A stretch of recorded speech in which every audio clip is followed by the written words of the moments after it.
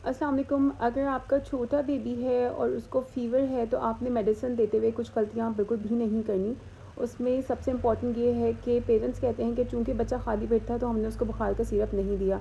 तो पेरेंट्स याद रखें कि जब भी बच्चे को फ़ीवर होता है तो बच्चा इरिटेबल होता है, बहुत ज़्यादा क्रैंकी होता है, तंग करता है, चिड़चिड़ा होता है, खाना पीना छोड़ देता है।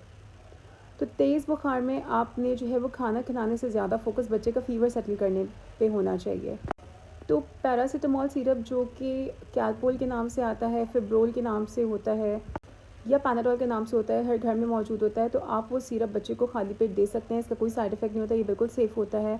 और जैसे ही जो है दवाई बच्चे के अंदर जाएगी, उसका फ़ीवर सेटल होना शुरू होगा तो बच्चा खुद ब खुद खाना पीना शुरू कर देगा। एक बहुत ख़तरनाक और बड़ी कॉमन प्रैक्टिस घरों में देखी गई है कि जब भी बच्चे को फ़ीवर होता है तो कुछ घरों में जो मेडिसिन्स मौजूद होती हैं, जिसमें एस्पिरिन, डिस्प्रिन, लोप्रिन के नाम से या स्कार्ट के नाम से टैबलेट्स होती हैं जो कि घर के बड़े इस्तेमाल कर रहे होते हैं, वो आप बच्चों को पानी के साथ दे देते हैं। तो याद रखें कि आपने ये काम बिल्कुल भी नहीं करना। जो ये टैबलेट आप बच्चे को देंगे वो बच्चे के जिगर को इफ़ेक्ट कर सकती है, बच्चे के ब्रेन को इफ़ेक्ट कर सकती है, बच्चा खुदा ना खास्ता कोमा में जा सकता है और इसको रे सिंड्रोम कहते हैं। ये बच्चे के लिए फैटल यानी कि जानलेवा भी साबित हो सकती है, तो आपने ये बिल्कुल भी नहीं करना। थर्ड एक इम्पॉर्टेंट पॉइंट जो डिस्कस करना है कि वो जब भी पेरेंट्स ने डॉक्टर को विज़िट करना होता है तो वो फ़ीवर की मेडिकेशन जो है उसकी डोज़ स्किप कर देते हैं। तो पेरेंट्स अगर बच्चे को फ़ीवर है तो आप उसका टेम्परेचर रिकॉर्ड करें, उसको थर्मामीटर पे रिकॉर्ड करके आप उसको लिख लें और आप बच्चे को मेडिसिन दें, ताकि बच्चों को जो है फेब्राइल फिट यानी कि झटके लगने का ख़दशा कम से कम हो। और डॉक्टर भी जब बच्चे को खुद चेक करेगा तो वो अपनी डायग्नोसिस बना लेगा, बल्कि अगर बच्चा जो है वो काम होगा तो वो आराम से एग्ज़ामिनेशन करवाएगा।